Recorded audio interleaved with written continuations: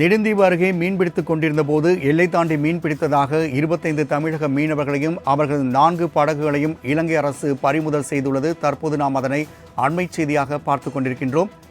மேலும் கூடுதல் விவரணம் செய்த மதன் வழங்க கேட்கலாம். மதன், தற்பொழுது 25 தமிழக மீனவர்கள் மீண்டும் சிறைபிடிக்கப்பட்டுள்ளனர்.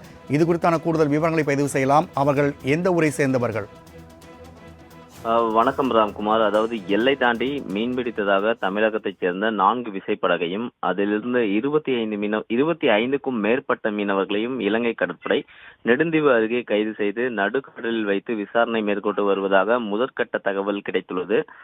அதாவது தமிழகத்தின் பல்வேறு பகுதிகளில் இருந்து, அதாவது பல்வேறு துறைமுக பகுதிகளிலிருந்து மீனவர்கள் மீன்பிடி அனுமதி சீட்டு மீன்வளத்துறை அதிகாரிகளிடம் பெற்றுக்கொண்டு நேற்று மீன்பிடிக்க கடலுக்கு சென்றிருந்தனர்.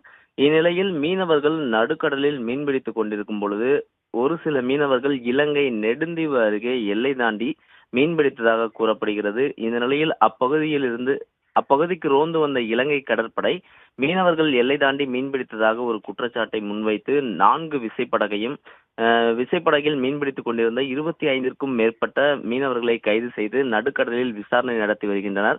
மேலும் பிடிபட்ட மீனவர்களை நடுக்கடலில் விசாரணைக்கு பின்னர் காங்கேசன் கடற்படை முகாமிற்கு கொண்டு செல்லும் பொழுதுதான் எந்த பகுதியை சேர்ந்த மீனவர்கள் என தெரிய வரும். மேலும் கைது செய்யப்பட்ட 25க்கும் மேற்பட்ட மீனவர்கள் காங்கேசன் கடற்படை முகாமிற்கு கொண்டு செல்லப்பட்டு ஊர்காவல்துறை நீதிமன்றத்தில் ஆஜர்படுத்தப்பட்டு இலங்கை சிறையில் அடைக்கப்படுவார்கள் என எதிர்பார்க்கப்படுகிறது. அதாவது குறிப்பாக தமிழகத்திலிருந்து மீன்பிடிக்க சென்ற 4 விசைப்படகையும் 25க்கும் மேற்பட்ட மீனவர்களையும் தற்போது இலங்கை கடற்படை நடுக்கடலில் வைத்து கைது செய்து விசாரணை மேற்கொள்ளப்பட்டு வரும் சம்பவம் தமிழக மீனவர்கள் மத்தியில் ஒரு பதட்டமான சூழ்நிலையை ஏற்படுத்தியுள்ளது. ராம்குமார். மதன், தகவலுக்கு நன்றி.